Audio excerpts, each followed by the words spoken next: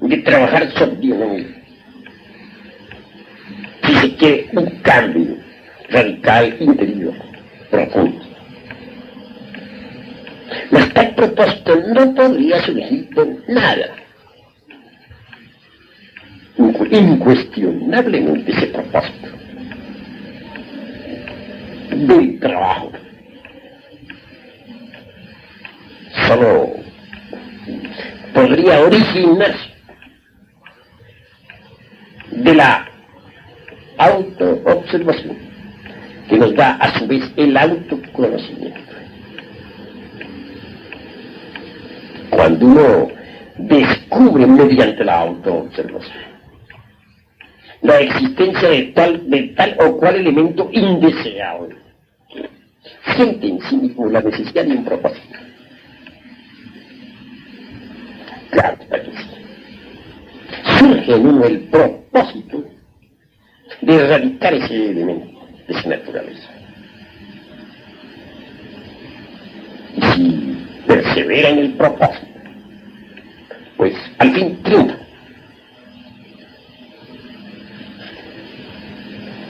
Es necesario que los que escuchan esta clase se propongan de verdad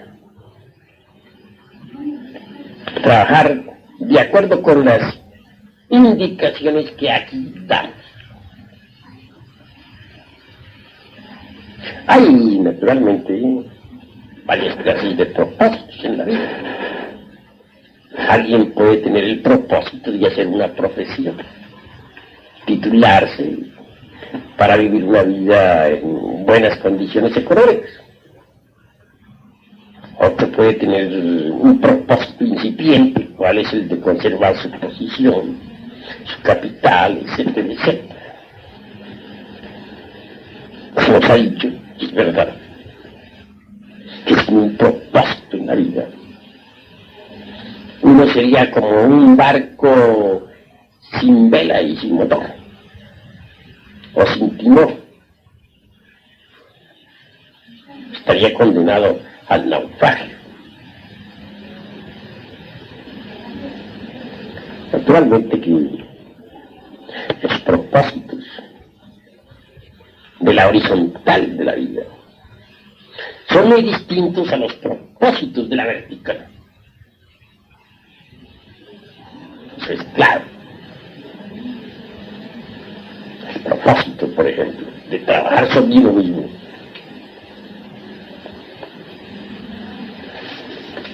puede estar reunido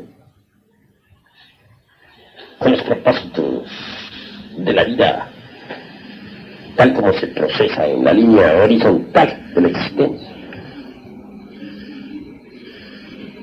Aún más, los propósitos de la vertical no tienen ninguna significación en la línea horizontal de la existencia. Cuando uno tiene el propósito de trabajar sobre sí mismo,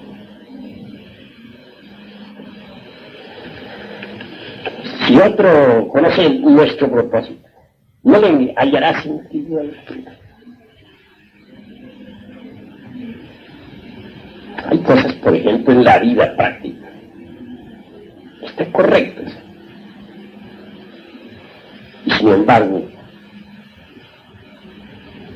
dentro del terreno vertical de la existencia, no están tan correctas. Quien se propone trabajar sobre sí mismo, incuestionablemente, tiene más leyes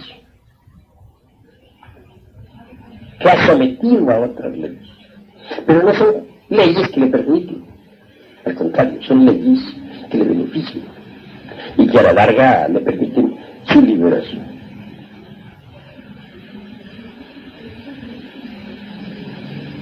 Eliminar de nuestra naturaleza íntima los elementos psicológicos indeseables es urgente, porque sólo así se consigue el verdadero despertar, que es el objetivo de todos nuestros trabajos esotéricos. Hasta aquí va, pues, la respuesta con respecto a los 3 pasos de que nos ha hablado nuestro hermano Villa. La forma como se disfrazan nuestros egos para hacerse más difícil su ubicación y por lo tanto su destrucción. Ciertamente, entre el incienso de la oración también se esconde el delito. Entre el perfume de los templos se esconde el delito. El delito se viste de santo, de mártir, de apóstol, etcétera, etcétera, etcétera. El delito busca innumerables justificaciones. El delito se escapa. Le gustan los evasivos, etc. Por ejemplo, gentes hay que dicen que aman la belleza. Inclusive hay hermanos que no te gustan. Consideran sencillamente que aman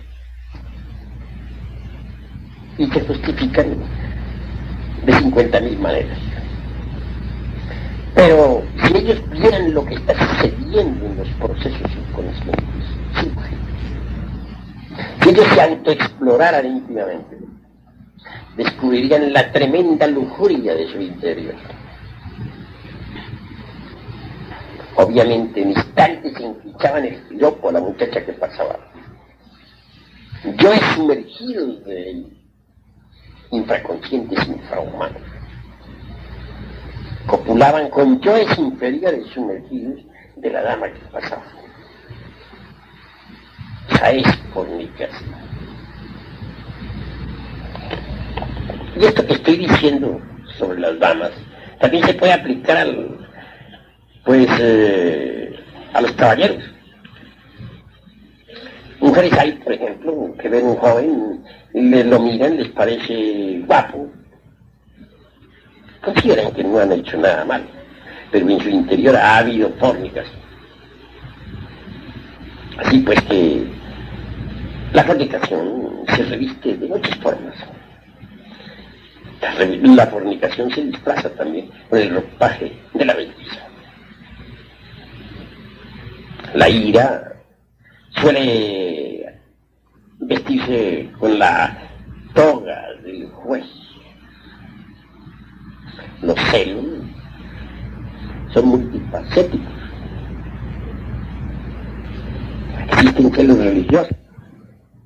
El sacerdote te ve con horror que sus ovejas se le vayan para otro corral, para otra secta.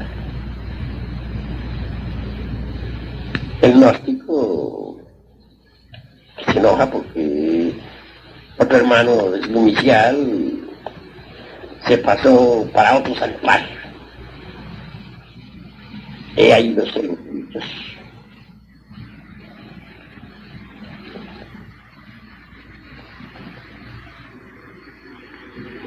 Iba a decir, el hombre celoso. Repito, el hombre celoso cuida mucho a su mujer. Considera que está rodeada de peligros. La encierra bajo 7 candados. Etcétera, etcétera, etcétera. Mas en el fondo son puros celos. Así pues, el delito se disfraza de muchas maneras. En cierta ocasión el maestro Moria me decía, unirse con el íntimo es algo muy difícil. De 2 personas que intentan unirse con el íntimo, tan solo una lo consigue. Porque como dijo el poeta, entre las cadencias del verso también se esconde el delito. Muchos son los que se justifican para no hacer obras de caridad. Muchos son las evasivas con respecto a tal o cual error. Por ejemplo, yo conocí a alguien que lleno de ira, después de un ataque de ira, exclamaba, no, yo no tengo ira, no fue ira lo que sentí, era que estaba demasiado nervioso, ofuscado, pero eso no fue ira. Hay otros que no tienen ningún inconveniente en decir, no, soy un cumplidor de mis deberes, veo por mi casa, por mi hogar, por mis hijos, etcétera, etcétera, etcétera. Y sucede lo contrario. Por tal cual motivo truenan y lamparean, le niegan el pan a los hijos o a la mujer. Conocimos el caso de un sujeto XX cuyo nombre no menciono. Él decía que quería llegar al Padre. Practicaba diversos ejercicios esotéricos, tremendamente místicos. Sin embargo, tomaba y relampagueaba en su casa. Era un ogro. Mas él presumía de virtuoso, de santo. Cualquier día de esos tantos, la pobre mujer perdió a su padre terrenal. Este dejó un legado para la misma.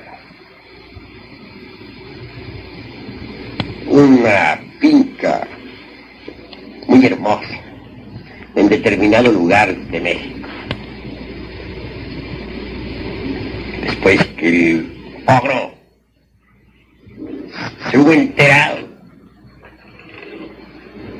de esa herencia, ordenó a la mujer que le entregara en forma total todos sus bienes.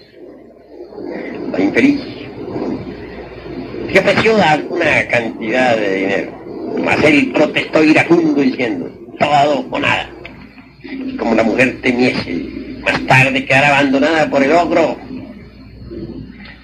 resolvió no entregarle nada.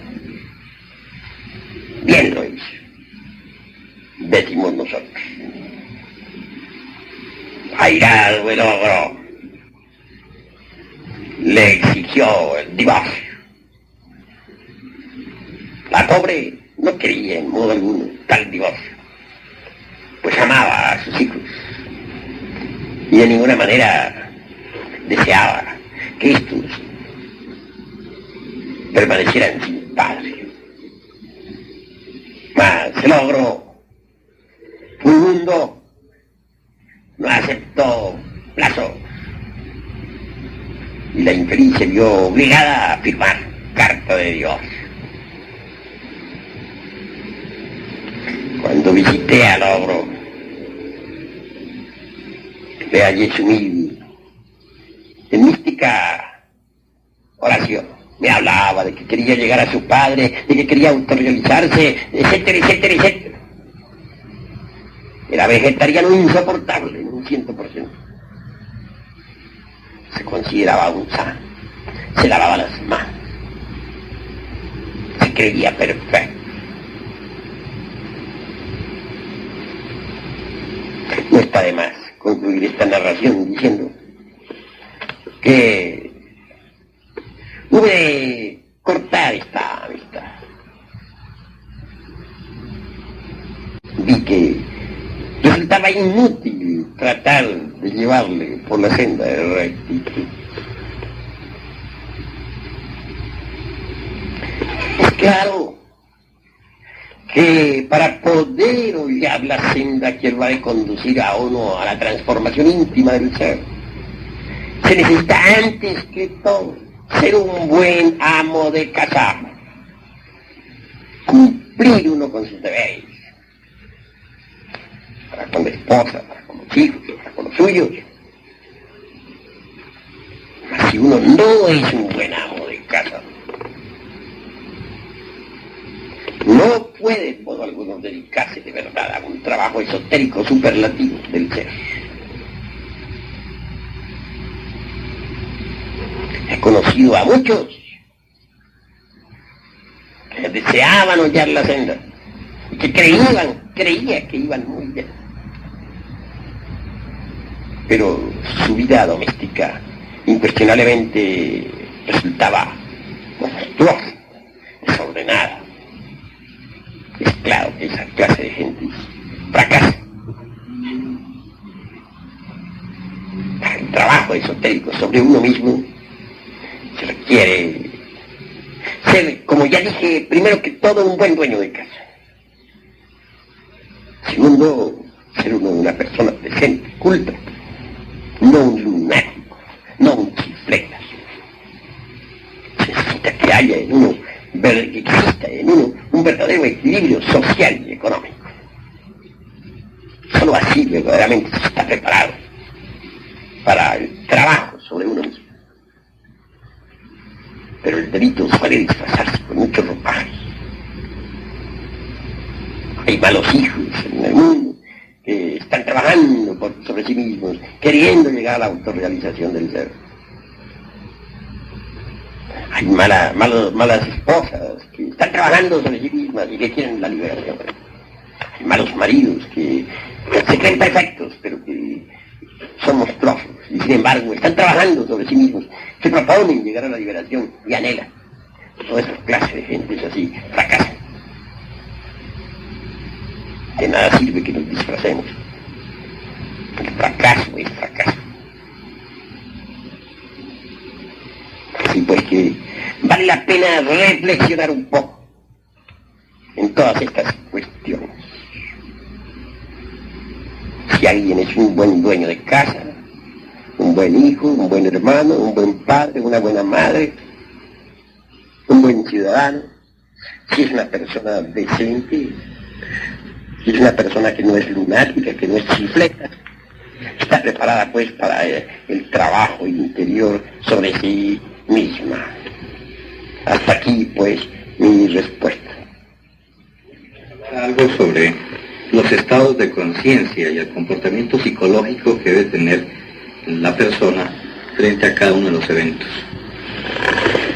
Bueno, la mayor parte de gente, cuando nos narran sobre la historia de su vida en forma gratuita, solo cuentan eventos, es decir, sucesos.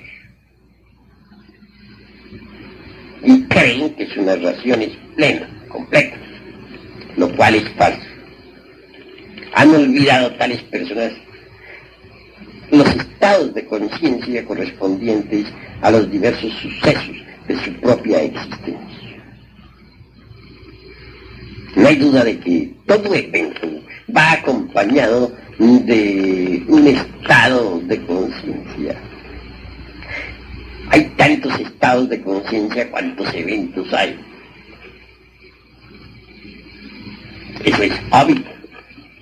Muchas veces sucede, pues, que no nos hallamos en el estado de conciencia apropiado para tal o cual suceso. Y el resultado suele ser el fracaso. Podría decirse que existen acontecimientos que toda la vida hemos estado aguardando. Y el día que verdaderamente llegan a caer, entonces no sabemos apreciarlos por no hallarnos en el estado interior apropiado. El 13 de diciembre de este año 1974 celebramos aquí en México la clausura de los estudios 1974. La fiesta estuvo alegre, fue armonizada por un conjunto musical. Todos los hermanos dichosos. Sin embargo, pude apreciar a una dama que no se hallaba en el estado interior apropiado.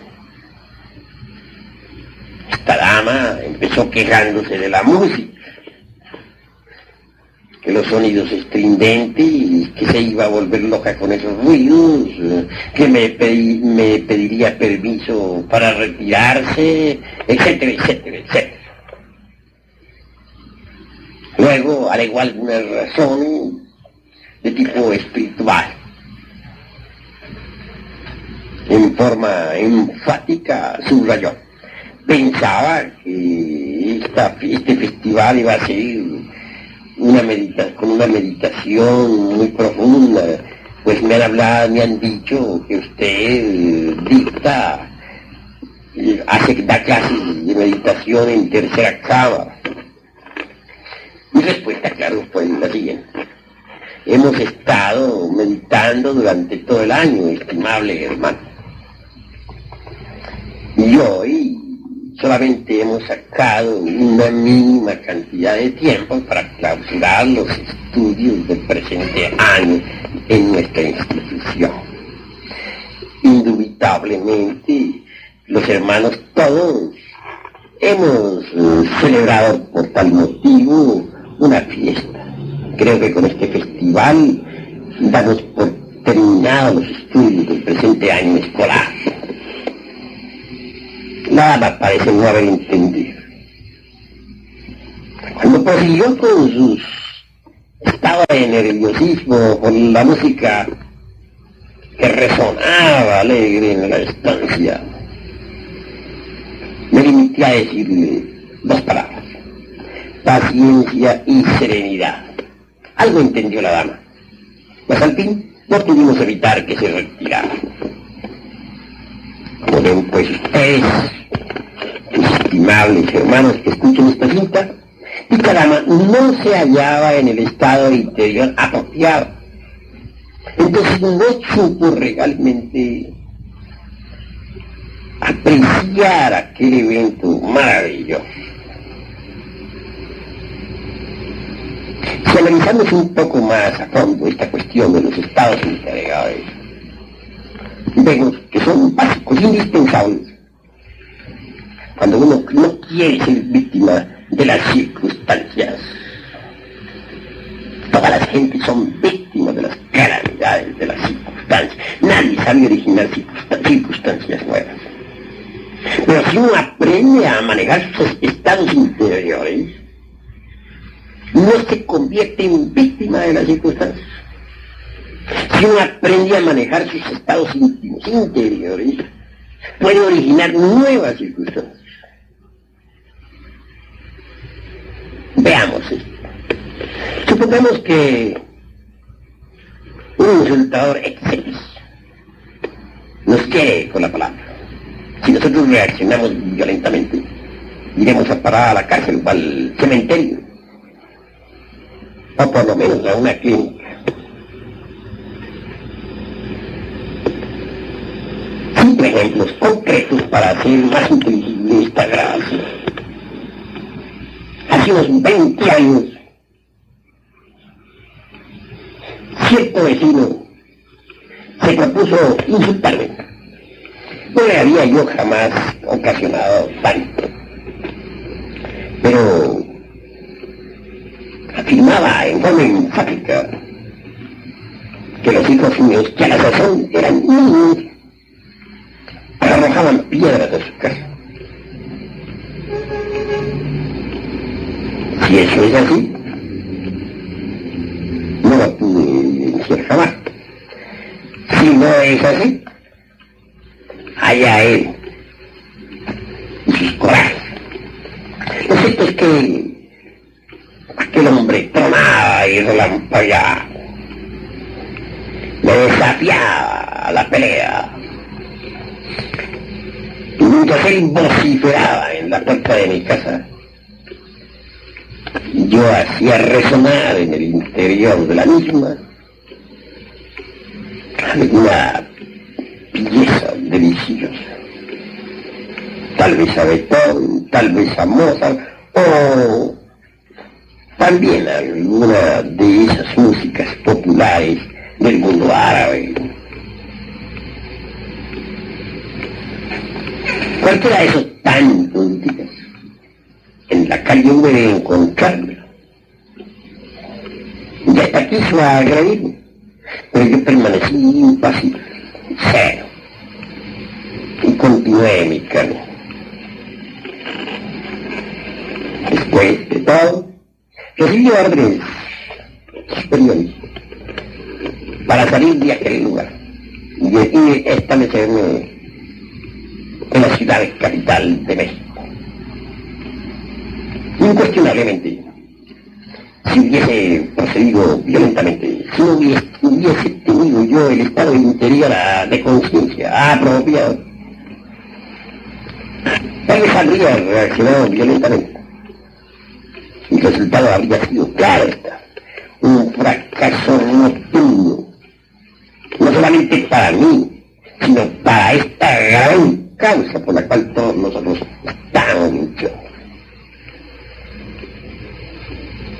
No fui pues víctima de las circunstancias.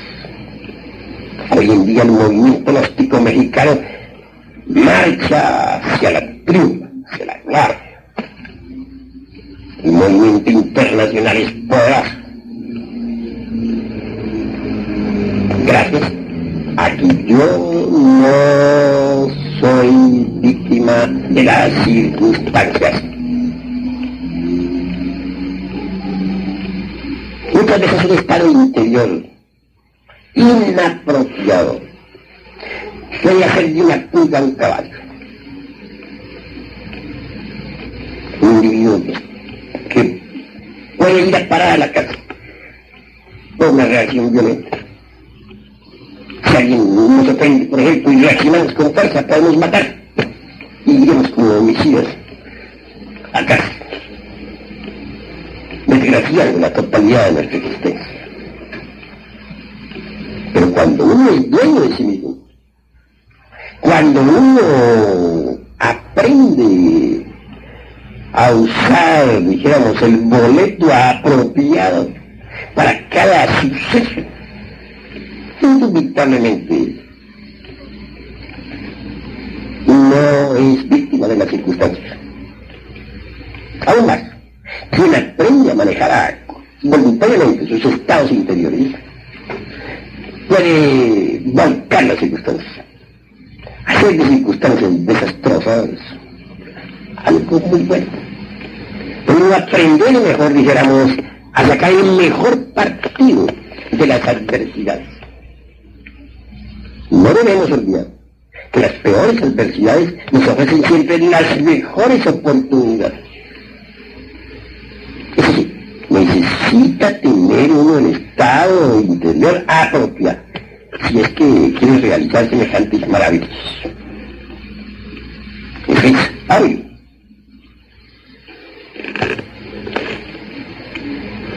Continuando hacia adelante nosotros con estas disquisiciones, podremos darnos cuenta cabal que hay dificultades en la vida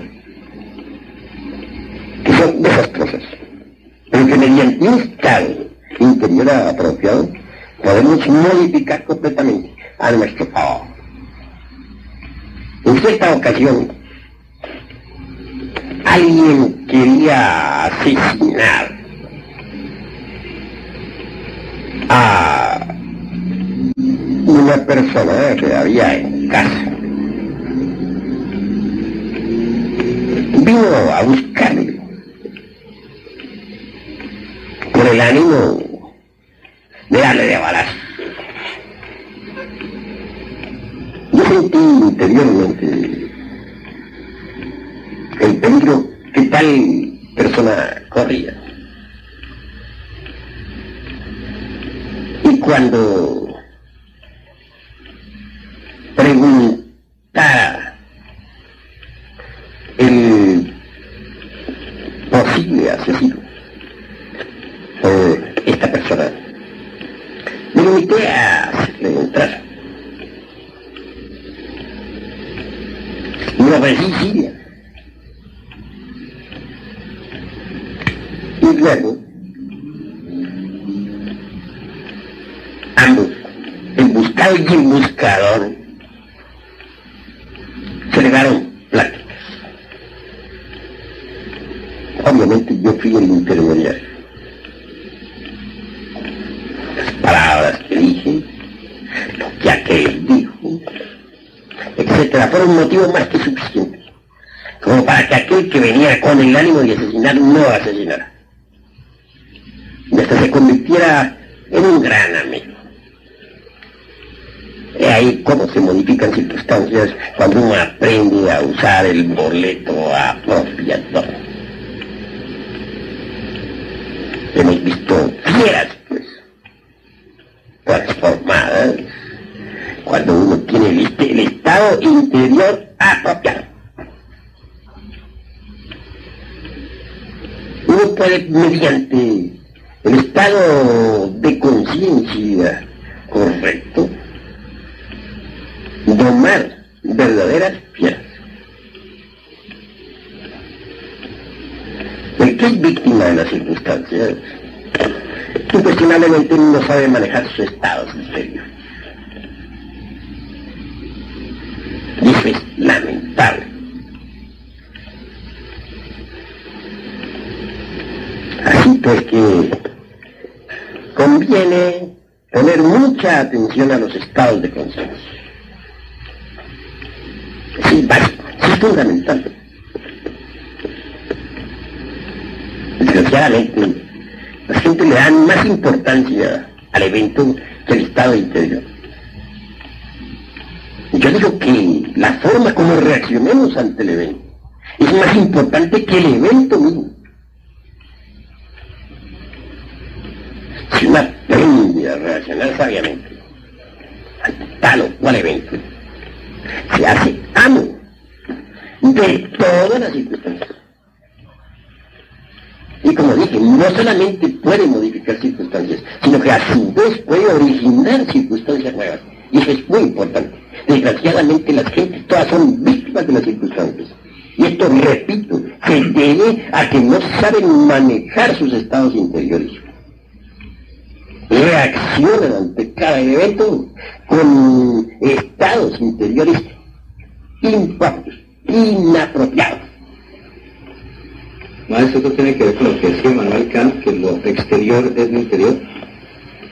Bueno, incuestionablemente lo exterior es una proyección de lo interior. Cuando uno interiormente cambia, lo exterior cambia también. Lo importante, pues, para el modo de ver y de entender es manejar los estados interiores, a fin de modificar los exteriores. Es interesante, pues, tener para cada evento, dijéramos, el boleto específico exacto. Así va uno con seguridad al triunfo. Usted dijo que el miedo era el peor enemigo de la humanidad. ¿Por qué? Es claro que el miedo es la raíz de muchos problemas. Claramente podemos decir lo siguiente: las naciones por miedo se arman y van a la guerra. Una nación teme que las otras naciones la invadan y se arma y va a la guerra. Nos hacemos homicidas por miedo. El asesino teme que otro le mate y procura salir primero dándole de balazo e hiriéndole, en fin, de muerte. No hay duda de que aquellos que no tienen temor no necesitan de revólveres ni de cuchillos. Por miedo, el ladrón roba. Teme a la miseria, teme al hambre, a la desnudez, etcétera, etcétera. Por miedo, la mujer se prostituye. Tiene temor a la vida, temor a la miseria, etcétera, etcétera. Por miedo, se miente. Por miedo, el codicioso codicia. Por miedo, el avaro esconde dinero y al fin se convierte de hecho en un mendigo. ¿Qué es un avaro? ¿No es acaso un mendigo? ¿Cuál sería el karma para los amados? Nacer en la miseria, en la nueva existencia, en sus futuras existencias. Por miedo, los gobiernos han cometido las peores injusticias. Por miedo, son muchas gentes justas llevadas a la cárcel. Por miedo, el hombre explota al hombre. Se ve en la miseria y se desea conseguir dinero a